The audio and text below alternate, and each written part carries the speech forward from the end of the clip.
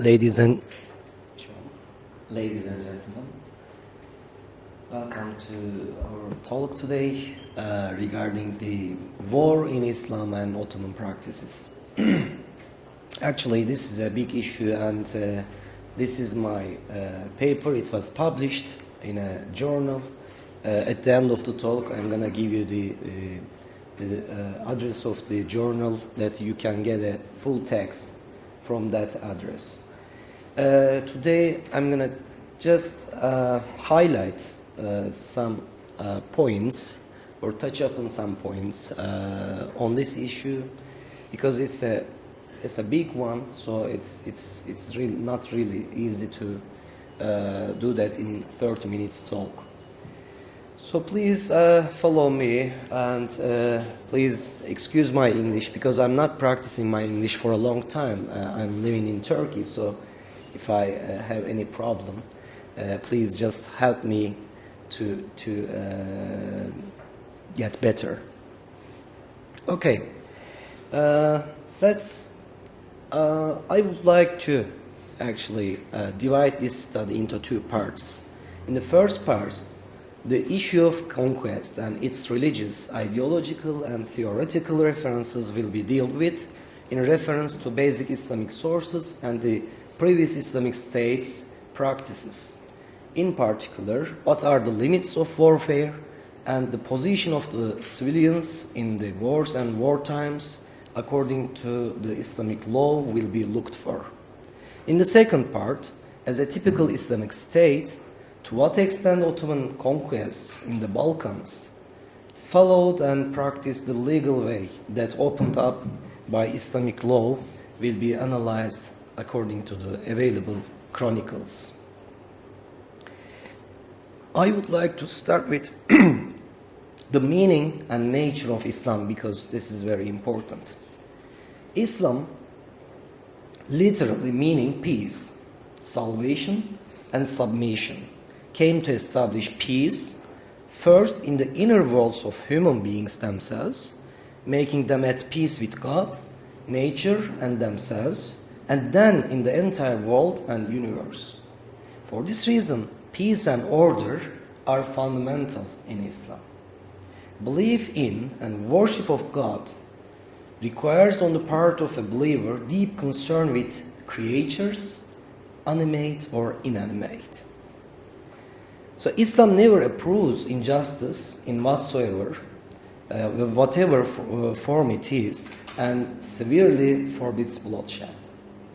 According to the Qur'an, as you well know, whoever slays a soul not to retaliate for a soul slain or corruption in the earth, it shall be as if he had slain all mankind. And whoever gives life to a soul, it shall be as if he had given life to the whole of mankind. Qur'an. If one does not know exactly what Islam says about the issue of war and its various aspects, one can easily reach insufficient conclusions that may affect his ideas either negatively or positively. So, in the first part, we are going to look at war in Islam. There are strict rules regulating how war may be conducted. For example, the following is the order given by Prophet Muhammad to come until the present day to armies dispatched for fighting. I'm going to quote, and this is very important.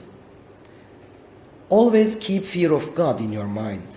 Remember that you cannot afford to do anything without His grace. Do not forget that Islam is a mission of peace and love. Do not destroy fruit trees nor fertile fields in your path. Be just and spare the feelings of the vanquished.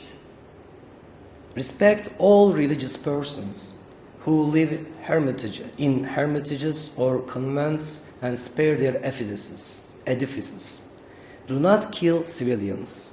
Do not outrage the chastity of women and the honor of conquered. Do not harm old people and children. Do not accept any gifts from the civil population of any place.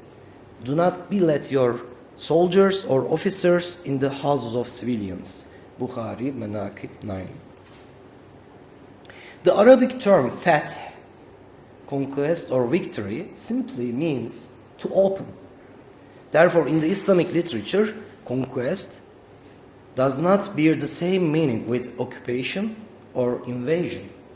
The difference between the two words is explained by putting more emphasis on conquest as the cause of salvation, peace and justice. Where fighting is absolutely necessary and inevitable, the Qur'an exhorts believers not to avoid fighting. All the wars, for instance, were defensive wars during the Prophet Muhammad's time. It is clear that in the Qur'an and has been witnessed by history that Islam resorts to force in order to defend itself and establish the freedom of belief.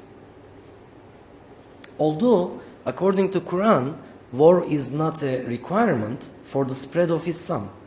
Considering the 7th century realities, it was an inevitable outcome.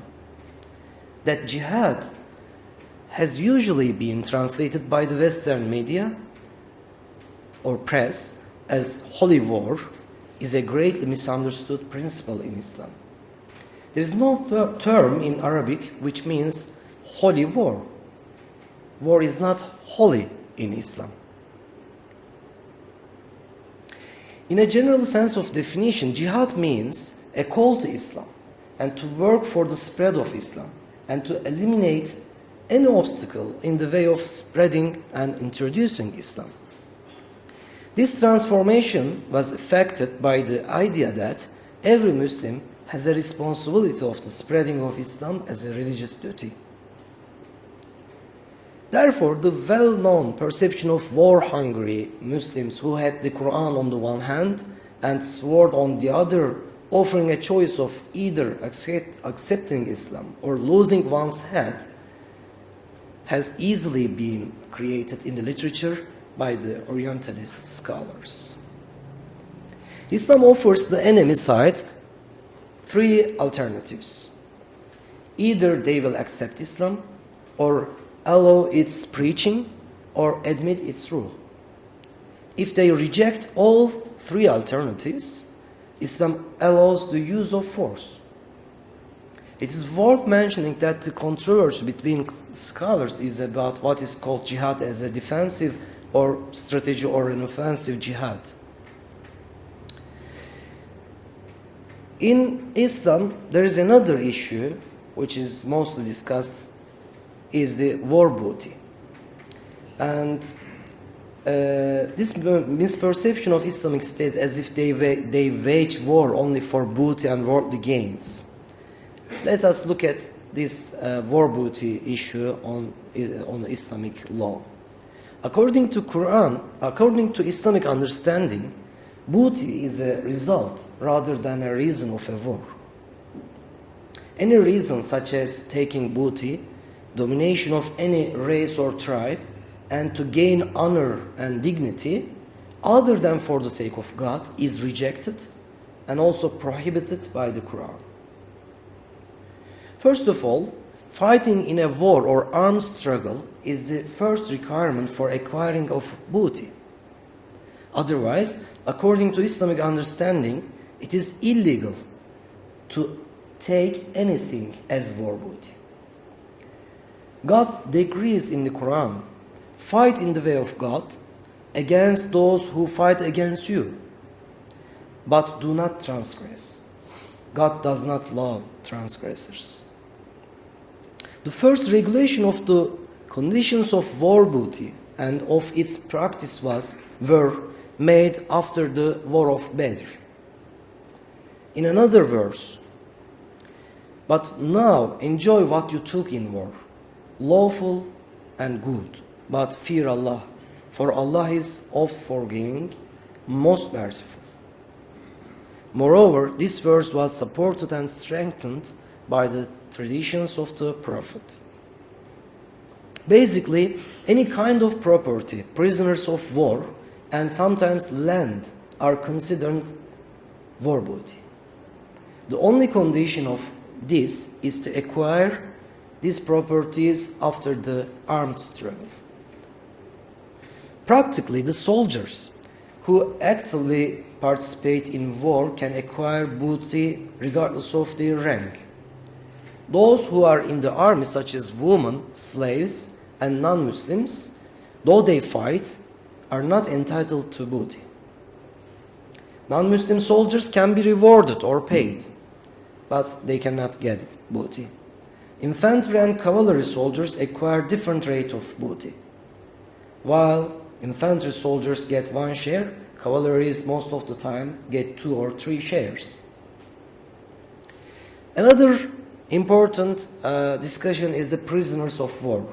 Apart from the enemy soldiers, taking women and children as the prisoners of war was allowed by the Islamic law because of their economic value. Elderly people, men and women, religious men and women, and those who retired into seclusion are prohibited to be taken as prisoners of war. Among those who are taken as prisoners of war, only the adult males, under certain conditions and with sound reasons, such as being caught in spying, could be killed. Killing the women and children as prisoners of war is strictly prohibited. Once an enemy soldier becomes Muslim, he cannot be killed or enslaved. Food and clothing have to be supplied to the prisoners of war by the state or owners. To separate children from their mothers is strictly prohibited by the traditions of Prophet. Also, torture and cutting off any part of the body of a captive, either live or dead, though for the purpose of extracting information from him, is not allowed by the Islamic law. The Islamic law forbids rape and any sort of sexual harassment to the captive woman during or right after the end of the war. In certain conditions, such as making sure that the woman is not pregnant, slave owners can make sex with the captive woman. That is allowed and permitted. A slave could marry. Theoretically, a male slave could marry a free woman, but this was discouraged. A master could not marry his own slave woman unless he first freed her. In the second part, we are going to look at the Ottoman practices in terms of war in Islam. As you know, the story of the Ottoman Empire has its beginning around the turn of the 14th century, in a corner of northwestern Anatolia, where a group of Muslim Turkish tribesmen, led by their chieftain Osman, started to expand beyond their small principality on the Byzantine frontier. And the name Ottoman Empire, Osman, it comes from his name, Osmanlı. Their territorial base eventually grew into a great world empire that was named after Osman and was ruled by his descendants in unbroken succession throughout its nearly 6.5 centuries of history. Since Ottomans first sought to establish some sort of suzerainty over the Balkan states and wanted to keep loyal dynasties in place, initial wars in the Balkans were not destructive. Ottoman relations with Byzantium and other Balkan states appear first to have been in the nature of an alliance, then of a vassalage. A policy of gradual incorporation of the Balkan lands into the Ottoman Empire continued even after the establishment of direct rule. Therefore, during the armed struggle and afterwards, Ottomans avoid giving much harm and paid special attention not to be harsh towards civilians in the conquered lands. With the application of Islamic principles, lives and property of Christians and Jews were guaranteed with tolerance by the Ottomans on the conditions of obedience and payment of a capitation tax. The The feature of Ottoman military actions in the Balkans can be described as the sieges of several fortresses of the strategic importance. At the end of the talk, I'm gonna show you a table showing that within 100 years, starting from the foundation of the Ottoman Empire, within 100 years, which fortresses to be taken by the Ottomans and what happened to them. That's very important. The evolution of siegecraft helped much to the expansion of the Ottomans in the Balkans. Some of these fortresses were demolished, while some of them were kept and fortified by the stationing small garrisons in the area. When the Ottomans in the Balkans, of course, there is another big debate and hotly debated issue, actually. This is the conversion and Islamization of the Balkan lands or something. So you can find the full version of this discussion in my paper, but I'm going to just summarize here. Was conversion forced or voluntary? This did not mean that after the war, the conquered people had to accept Islam as a religion. Forced conversion to Islam is strictly prohibited in the Qur'an. The people in the conquered lands were free to remain and practice their religion when they accept the rule of Islam and pay a special tax called jizya for the security of their life and property. Like almost all religions, Muslims wanted to convert everyone to the faith that they believed to be the only true one, of course. According to Islam, the people of the book are those who still follow one of the older revelations given before Islam, which is Jews and Christians, each of whom has a book to show for their belief. The prevailing policy was the attitude of aloofness to the conquered people because the teachings of Qur'an commanded. After the conquest of Constantinople, for example, the Ottomans continued the previous Islamic states' general policy of granting and recognizing the non-Muslim communities extensive privileges respecting to their internal organization and communal affairs. According to Professor Inalcik, from the beginning, protections of the rights of the non-Muslims in the Ottoman Empire were considered a command of God and a duty of the state by the Ottomans. The movement of mass conversion was realized, of course, in some areas, especially in the Balkans, in certain areas where either there was not an institutionalized religious order or the people were under religious persecution. For instance, Bogomians in the Balkans, which is now we know them as Bosnian Muslims. For instance, some religious groups such as Nestorians, Monophysites, and Copts living on the borders of Byzantine Empire were under serious religious persecution during the spread of Islam. Most importantly, the Orthodox Church, which must have been as the biggest obstacle stood in front of the Islamization, was not destroyed and even strengthened by reviving the ecclesiastical seats in the Balkans. The highest authority of the Orthodox Church, Patriarchate in Istanbul, was made an administrative body of the Ottoman state. That's another example, actually.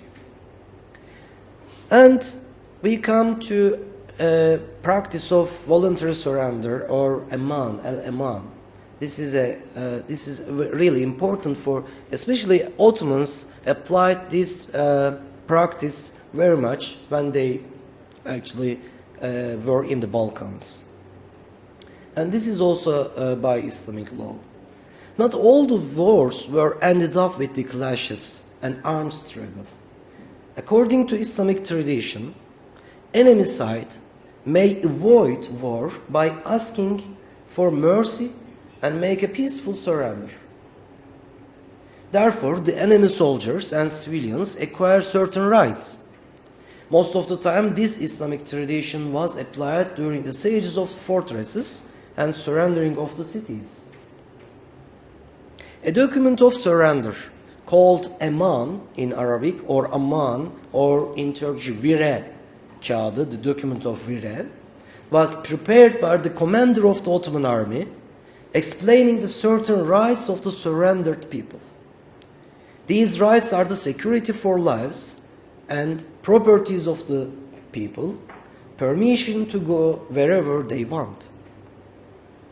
Arrangements were made for the providing wagons and a military escort to the people and for their belongings to transport them to the nearest friendly fortress.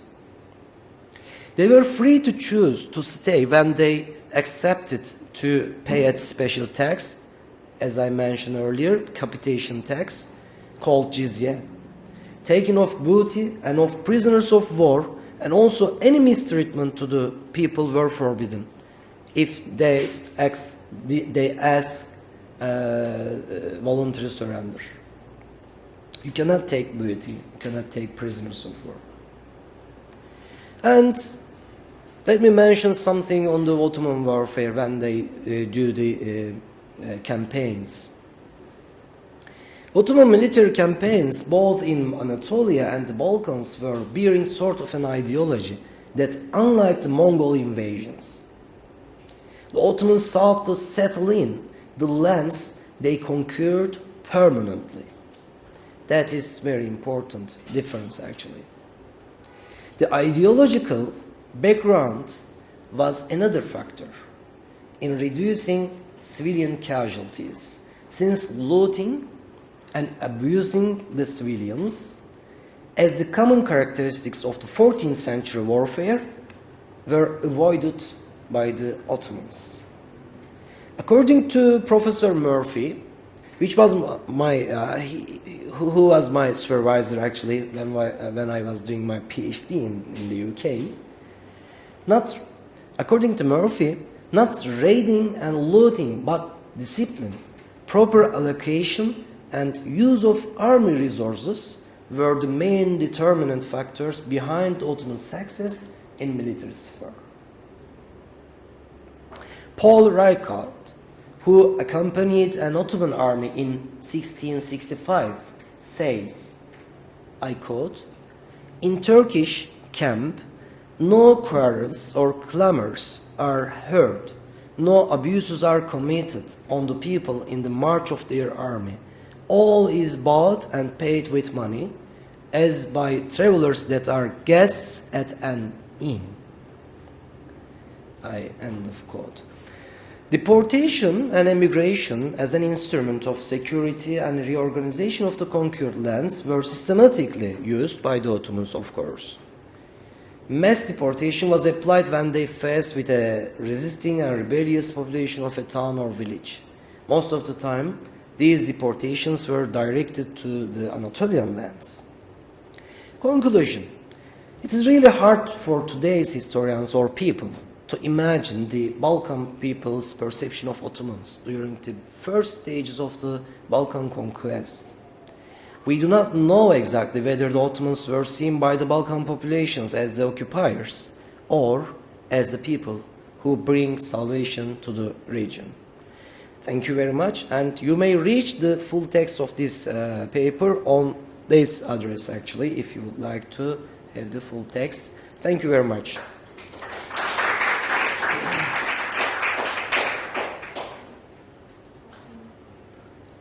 Okay, thank you very much. Now, if you have any questions, please raise your hand so I can bring the mic to you.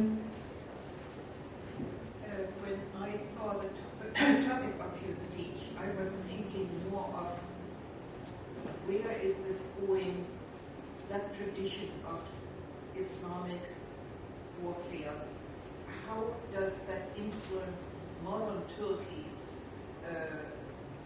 war capabilities and applications? Is there still the same rule, or is it now a sort of free-for-all where you carpet bomb and where collateral damage is really the underlying tool of being victorious because you totally undermine the confidence of the population that you attack. Nowadays, warfare is mainly through civilians. And so I'm curious where Turkey stands on this topic now. No, yeah, of course. I mean, I'm talking about history here. You know, this is Ottoman Empire, and I'm not talking about Turkish Republic. And yes, you are right.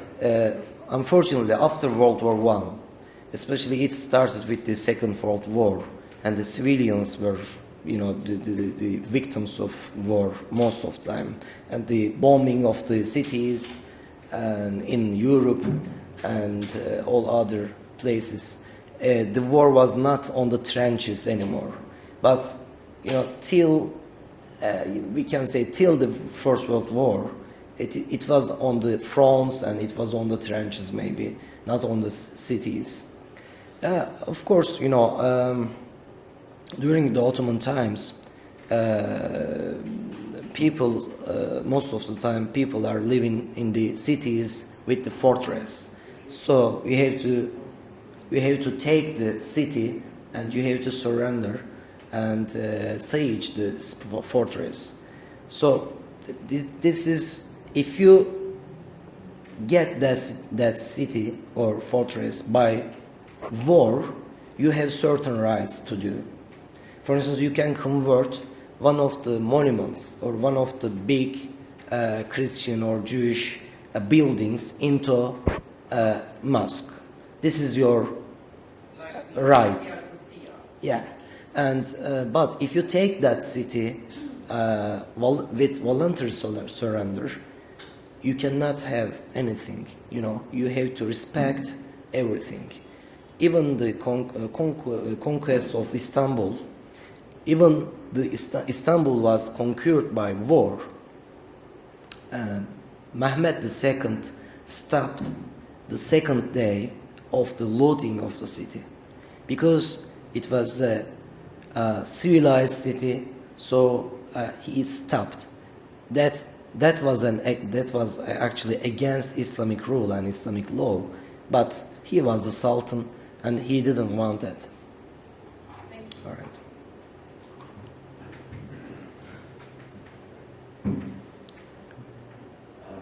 This is sitting with the records of Casualties. As we know today, not only because of the technology and digital technology, with the name of the rule of the game have changed, and the war is taking place not between two countries, but in some cases maybe between two groups, and most of the cases between a country and a defined group. Mm-hmm. And in some of the cases, the war is between either a Muslim country with other Muslim groups, maybe other side is a non-Muslim country with either a Muslim country or a Muslim groups, maybe. Yes. Now there is It's not clear cut now, it's of not course. clear cut right Yeah. now. And then we have a war where we go to a war without any clarity, without any judicial process, like a drone attacks. And I think Islam has a very clear picture of it that when there is a war against a group versus the war against a country, or an establishment. So that has to be defined, and like what's going on right now in Pakistan. Okay. We declare that this is our, there is a group, we name a group and say that group is our enemy. And then we go out without any prosecution. And we become the judge, jury, and executor. And in some cases, even the Muslims are being the collaborator, in this kind of a war. So I think the Islamic rules has to be explained for the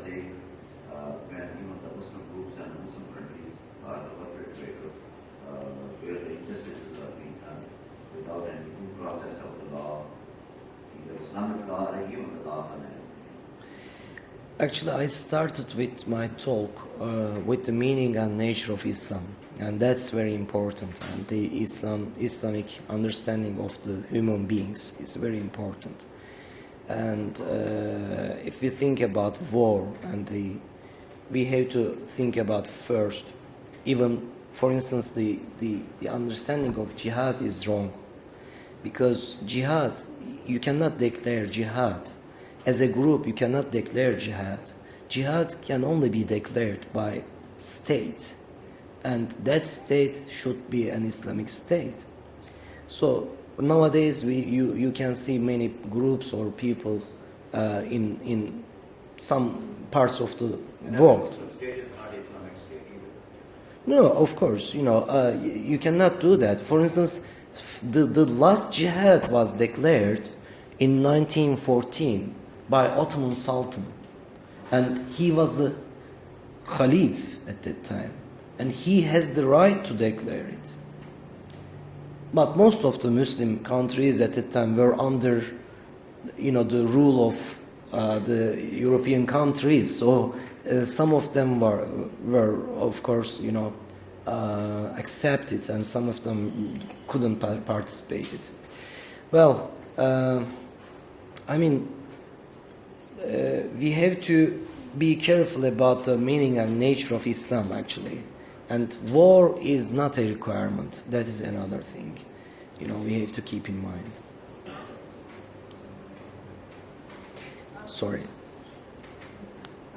This is more of an observation more than a question. I noticed during Ramadan that Muslims still continue fighting against Islam. There's a fight among themselves, like in Syria. That's my observation. So could you share your opinion on that? Why is it there's no respect? Well, there are many understanding of Islam. Unfortunately, there are different views of Islam. Islam can, you can get many views, even starting from the Prophet's time and after him, during the Khilafat time. So, unfortunately, some Muslims are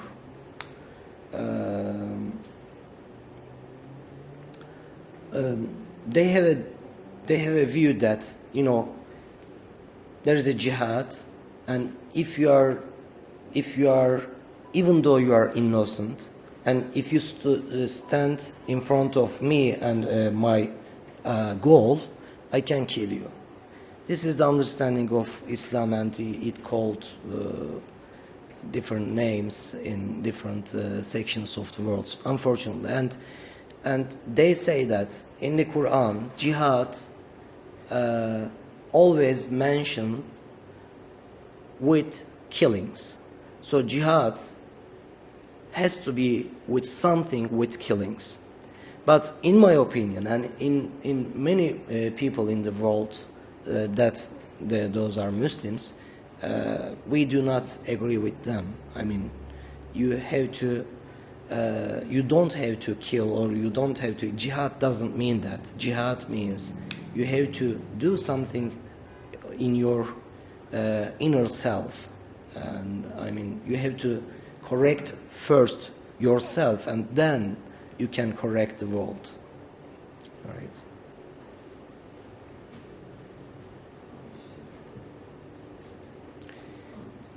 Okay. This concerns Ottoman history. Wasn't it not only that the conquered people had to pay a jizya, but also that they had basically a levy on their children that were then raised by the Turkish army to become some of their troops? I'm talking about the Janissaries, or however that would be pronounced in Turkish and or English. Janissaries, yeah. Well, this is not in the wartimes, actually. Janissaries first was founded as a military force from the prisoners of war, actually. Then, after that, after 100 years later, it was changed to devshirme system. You know, how can I say in English? I forgot the exact word for devshirme. This is just taking of the Christian kids or boys from the families and getting them to Istanbul and educate them, train them, and some of them could have been a statesman, but some of them were in the Ottoman army as janissaries. But it was not on the war actually. It's a peacetime, and it was not forceful. It has rules. For instance, if you have only one son, they cannot take him. And there are many rules for like this one. And sometimes in the Balkan people, for instance, only the Christian people, boys can be taken, and Jewish boys are not taken. You know that this is in everywhere actually.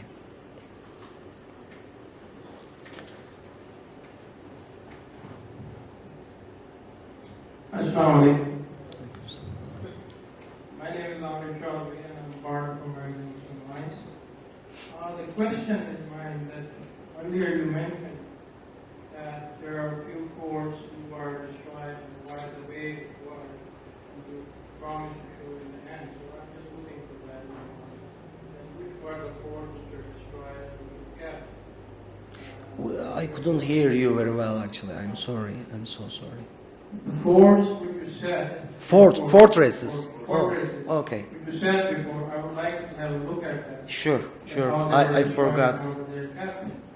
I forgot actually. Oh, I'm gonna show you now. That's very important. Okay, this is Ottoman military movements and outcomes in 1288, 1396. So it's almost 100 years. See, this row is very important, actually. See, siege, voluntary surrender, siege, voluntary surrender, if you just calculate them. And voluntary surrender is exceedingly over than the siege.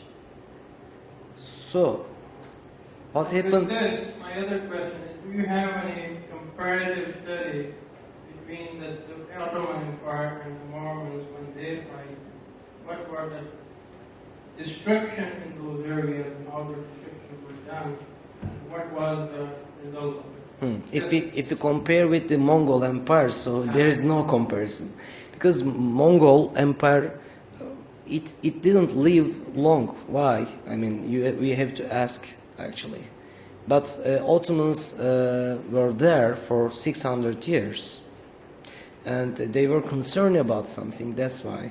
But Mongols, they were just a cylinder, and they just go through all the way, all the lands from Central Asia to Middle East, and then what happened to them? Most of them were converted to Islam, and then they become Muslim and Muslim states or something like that, and then they continue to live in their geography or lands. I mean, it is hard to get that information. Even this one, it's very early. I mean, it's 1288 and 1396. It's very early. We have to get chronicles, and there are not much, actually, one or two during this time. And I get this information from those chronicles in the foundation of Ottoman Empire. No, Ottoman was lasted close to 100 years. I mean, If you have a question, I'll bring you the microphone, but first, Dr. Whistles first. Thank you. Very beautiful, very from lecture. I have some observation. Sure. First about the meaning of Islam, to serve the peace. And I know that here in the West, we to please the non-Muslim Islam, peace. Islam does never anywhere to read me peace. Islam means submission to the will of God. That's in the Qur'an, as controversial as that, as Muslims told us. That will peace, I myself as a Muslim, diaspora, I don't like that. Submission to the will of God. If God wants us to fight, we will fight. If He doesn't want to keep peaceful, peace. That's my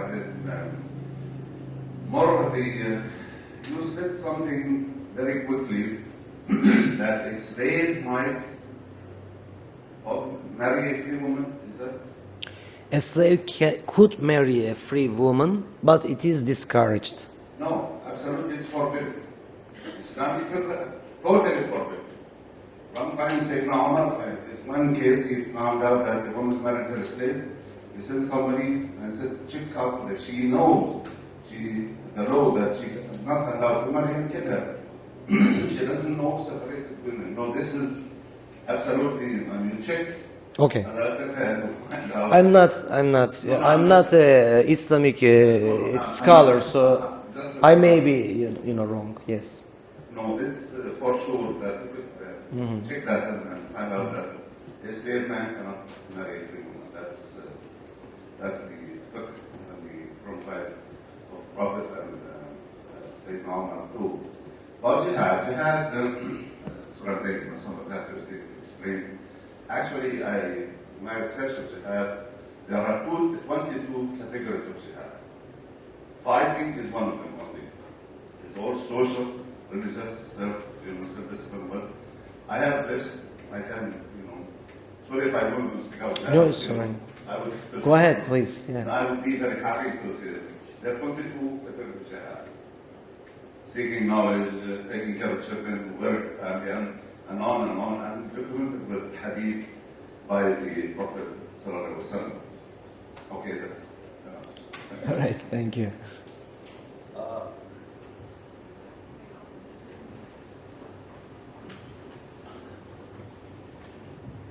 could you elaborate, as we see through the chart, almost close to 100 years, there was a conquest. What was the ongoing fight or the war, and what was the reason? The reason is the Ottoman Empire was founded in 1999. So after that, as a small state, it wanted to expand, of course. But according to some scholars, Ottomans has an idea of jihad also. There is a Ghazi tradition in Ottoman understanding, and spread of Islam is another very important ideology behind Ottoman expansion in the Balkans and in that area, the west part of the Turkey right now. But because I would like to see the action of a Muslim separated by the rule of Islamic law. Because my action being a Muslim may not be Islamic. Sure. Okay. So when we give a historical connection somewhere, I think we should be explaining. People like myself, we get confused about it because what is the prevailing thought about against Islamophobia? Because of Islamophobia is that the most of the wars were as a conquest of land. As I understood Islam, that the war is not for the conquest, just to conquer.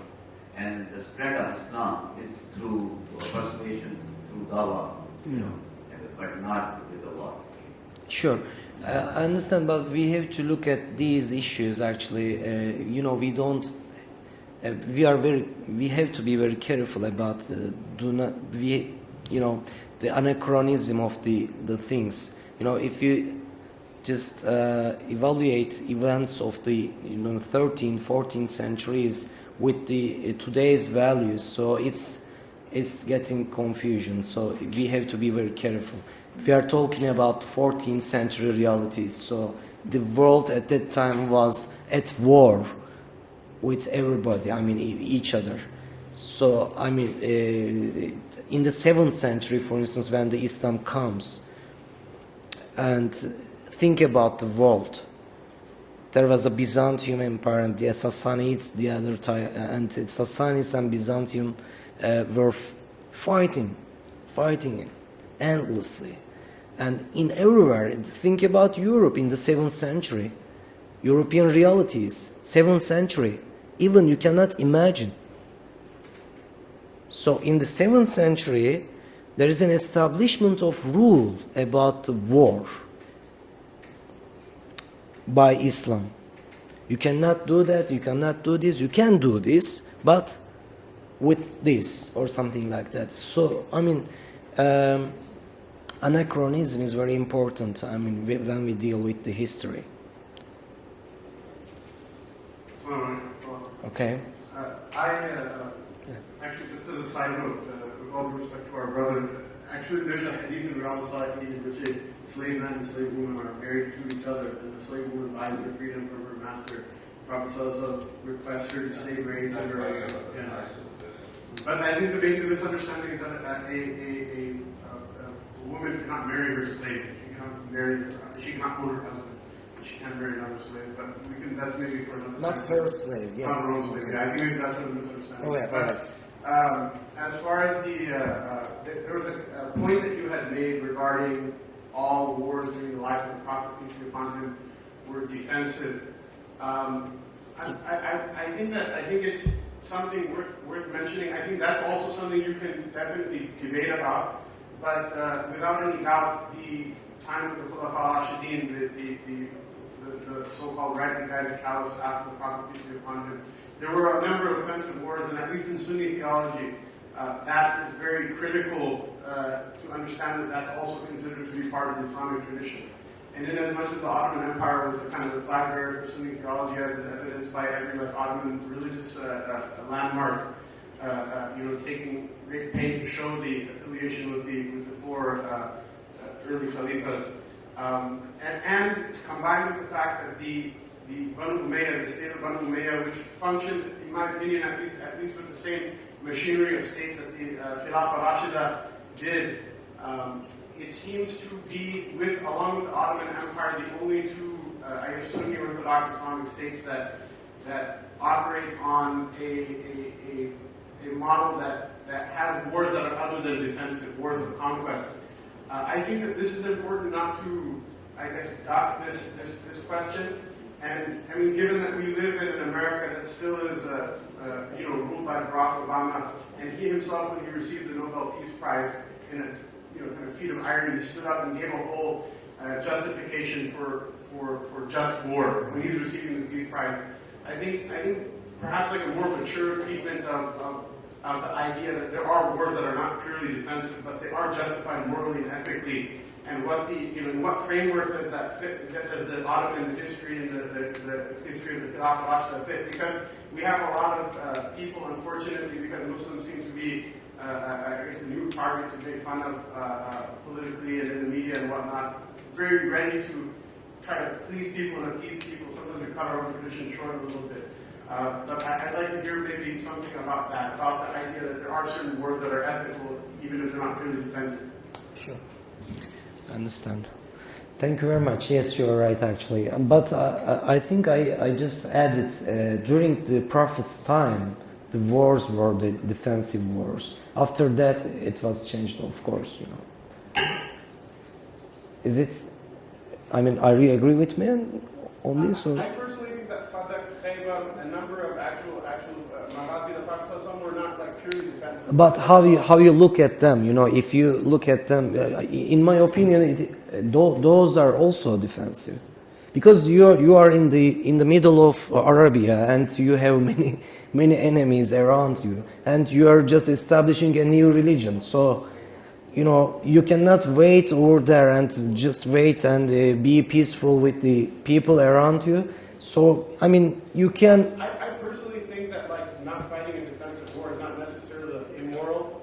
But I mean, you have to be careful because a lot of these arguments, for example, like when we say that, you can also say the same thing in America, Afghanistan. I understand. What's going on there? We have to take care of it, or it's going to be a problem. Yeah, you Iraq, and then God knows Iran is next, or whatever people are going to do next. yeah, I understand. Okay, please keep it. Okay, I got you. Are there any more questions? Is it a reiteration or a question? I actually, the brother here totally mistaken about this defensive war. I would like to elaborate.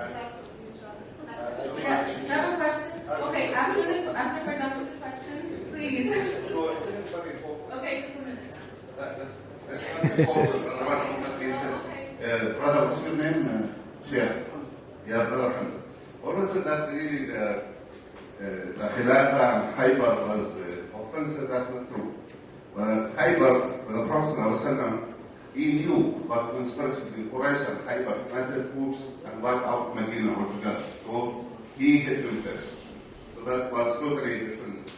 The Khilafah, in the time of Abu Bakr and the Byzantine massive troops again to invade Medina, and the Persians were ready to go through Yemen and come and invade Medina. So they rose to major empire with power, their preparing forces to attack Medina, wipe it out. Abu Bakr and the Sahaba send their troops first to block them coming over.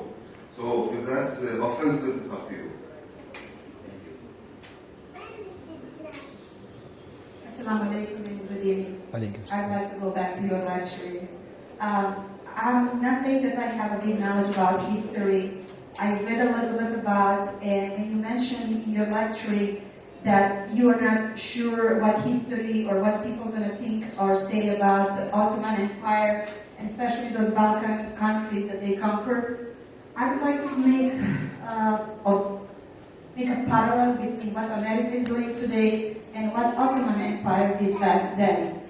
I'm going to make two examples. What I read, what Ozdemir did in capital city of Bosnia and Herzegovina, Sarajevo. Sarajevo back then was just a small village. And the first thing that the Ottoman Empire did, and their leader, was building in these days what we would say stores. Charge. Yeah. Making sure that people can come and do the business. And everything was built around Charshia. Then if we see that they were talking or doing something what gonna benefit people, and if I can jump what they did in Andalus, and all the libraries and everything what they built over there, and if we see that when the Spain forced the Jewish from their country, Ottomans were the one accepting them. And why would we talk negative about Ottomans? They did positive stuff. Now, these days we are saying that Americans are doing good stuff in Iraq, building schools. In Afghanistan, they are educating girls. So what's the difference what Ottoman Empire did back then to what America is doing today? Okay. So I'm not seeing anything bad or that should people talk about Ottoman empires as a negative. And also I would like to make a comment on what lady said about kids taken by Ottomans. I can say that there was a big mythology, and we know that the Greece and Serbia are very well known about their mythology. And there is a big disconnection between what's the truth. Because the books that I read were saying that they were taking Orthodox kids because they had, or they were in a family there were so many kids. And the mothers were willingly giving them to the Ottomans to educate them and just save them. So for me to say that they were taken by force, it's a little bit strange and new. Yeah. In addition to that, I have one more comment that I want to tell you about. I'm going to end up here because I lost. And by the way, I read a book that was written by Orientalist. It's excellent. I will recommend who didn't read. Go ahead and Snow is the one, it's really great. Thank you so much. Thank you very much. So just confirm, is there a connection? Oh, all right. If you, I mean, it's really hard to any comparison in history. You know, the time is different, the geography is different, and the people are different. So in history, you know, you cannot make comparisons. Like Ottomans doing the same thing right now, Americans are doing in the world. It's ambiguous. I mean, it's really strange, and I cannot do that. But Ottomans, of course, in 600 years, they do good things and sometimes bad things. You know, you can how you view it. That's very important. For instance, most of the Greek historians, they say that, you know, Ottomans were bad, and even though their history, 300 years history, were in Ottoman documents, they just disregarded 300 years history. But recently, a new generation of historians actually came, and they are saying that no, even though it is in Ottoman documents, this is our history and we have to study it. And new generations are promising, actually, in both Serbia and Greek and also Bulgaria, maybe.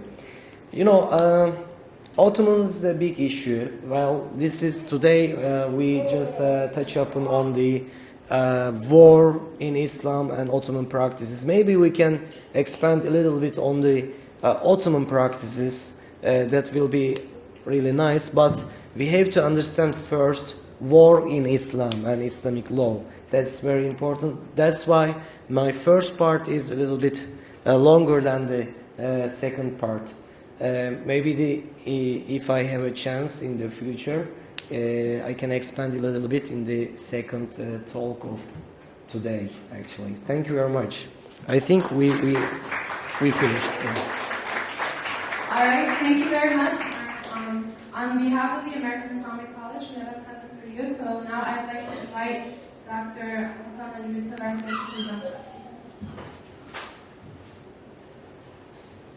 Thank you very much for a great talk. Very informative.